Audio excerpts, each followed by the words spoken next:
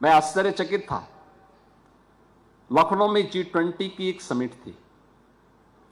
हम लोगों ने एक G20 रोड बनाया, उसकी सजावट की और सजावट करके वहां अच्छे गमले लगाए, सीसीटीवी कैमरे लगाए।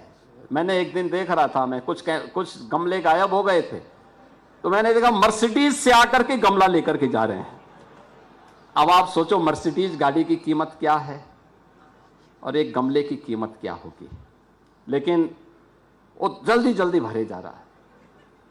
हमने कहा देखो पकड़ेंगे तो भी बेइज्जती है, पूरी सिटी की बेइज्जती होती है, और कार्रवाई न करें तो भी एक अच्छा कार्य जो किया गया है प्रशासन के द्वारा या व्यवस्था के द्वारा वह भी भंग हो रहा है। तो हमने कहा उनको बुला करके केवल एक फुटेज दिखा दो कि देखो भाई कुछ गमले हमारे गायब हुए हैं, सीसीटीवी फुटेज में आपकी गाड़ी आ रही है, आपका फोटो आ रहा है, भाई इतना बोल करके छोड़ देना।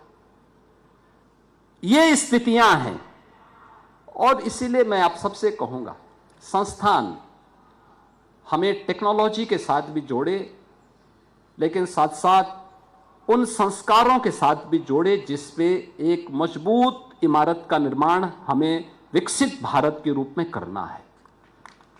याद रखना, विकसित भारत का जो प्रधानमंत्री मोदी जी का विजन है वह विकसित यूपी से होगा, और विकसित यूपी से वह तब सपना साकार होगा जब आप सभी मिलकर के सामूहिक प्रयास करेंगे। एक व्यक्ति नहीं, सरकार अपने स्तर पर इनिशिएटिव ले सकती है, तो अगर कदम आगे बढ़ा सकती है। पिछले 8-8.5 वर्ष में हम लोगों ने उत्तर प्रदेश की जनता का मैं अभिनंदन करूंगा कि जिस उत्तर प्रदेश के बारे में लोग कहते थे कि उत्तर प्रदेश नहीं सुधर सकता, क्योंकि मुझे एक लंबे समय तक देश की संसद में भी कार्य करने का अवसर प्राप्त हुआ और मैं अक्सर देखता था भारत सरकार के जब आंकड़े आते थे उन आंकड़ों में उत्तर प्रदेश का कहीं नाम नहीं होता था।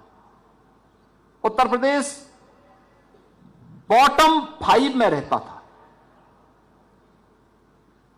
हम तरसते थे कि यूपी टॉप 3 में कब आएगा, ये बॉटम 3 में तो है, टॉप 3 में यूपी क्यों नहीं किसी भी स्कीम में।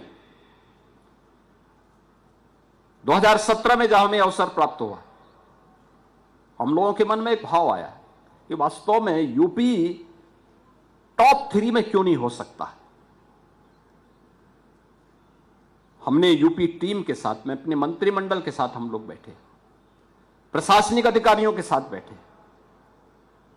फिर मैंने उनसे कहा कि भाई देखो केवल प्रशासन को और मंत्रियों को यह काम नहीं करना है। याद करना, कोई भी स्कीम तब तक सफल नहीं हो सकती जब तक उसमें जन सहभागिता नहीं होगी। हम जन सहभागिता बढ़ाएं, डायलॉग पब्लिक के साथ हमारे डायलॉग अच्छे होने चाहिए। परिणाम क्या रहा? आज आप देखते होंगे भारत सरकार की जितनी भी स्कीम निकलती हैं, जितनी स्कीम निकलती हैं, उन स्कीम में यूपी टॉप 3 में है, टॉप 3 में। आज यूपी पीछे नहीं है किसी भी उसमें। आप देखेंगे यूपी आज देश के अंदर अपनी पहचान के लिए मोहताज नहीं है। प्रयास करने से सब कुछ हो सकता है, लेकिन इसके लिए हमें समाधान पे विचार करना होगा।